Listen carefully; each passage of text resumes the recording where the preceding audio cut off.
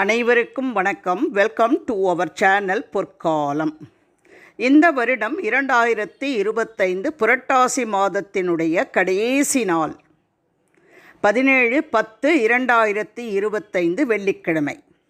இந்த நாளில் நாம் செய்யக்கூடிய ஒரு எளிமையான வழிபாடு பெருமாளின் பரிபூரண அருளை பெற்றுத் தருவதோடு செல்வ வளத்தோடு வாழவும் புரட்டாசி மாதம் முழுவதும் வழிபாடு செய்ததற்கான பலனையும் தரக்கூடிய ஒரு எளிமையான வழிபாடு.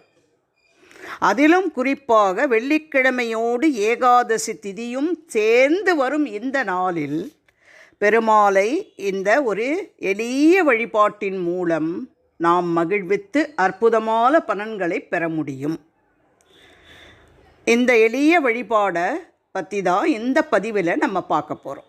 இந்த எளிய வழிபாடை பார்க்குறதுக்கு முன்னாடி இதுவரைக்கும் எங்கள் சேனலை சப்ஸ்கிரைப் செய்யாதவர்கள் சப்ஸ்கிரைப் செய்யுமாறு அன்போடு கேட்டுக்கொள்கிறேன். உங்கள் மேலான கருத்துக்களையும் இந்த பதிவில் பதிவிடுமாறு கேட்டுக்கொள்கிறேன்.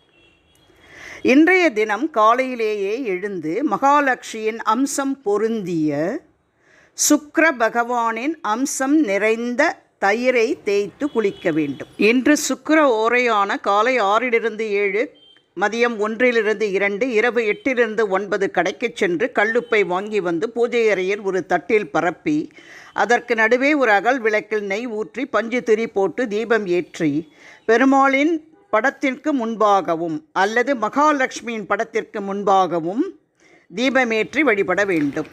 பெருமாளுக்கு உகந்த துளசி தீர்த்தம் தயார் செய்து ஓம் நமோ நாராயணாய என்ற மந்திரத்தையும் ஸ்ரீ லலிதம் லம்போதரம் என்னும் மந்திரத்தையும் 27 முறை பாராயணம் செய்து வணங்கி துளசி தீர்த்தத்தை அருந்த வேண்டும்.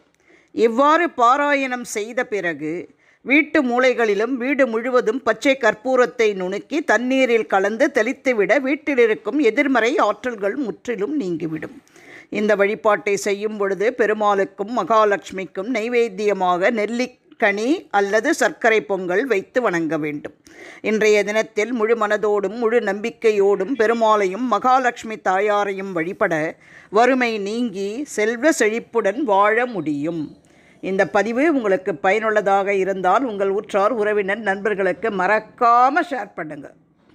வேறு ஒரு அற்புதமான சிறப்பான பயனுள்ள பதிவோடு உங்களை சந்திக்கும் வரை விடைபெறுகிறேன். நன்றி, வணக்கம்.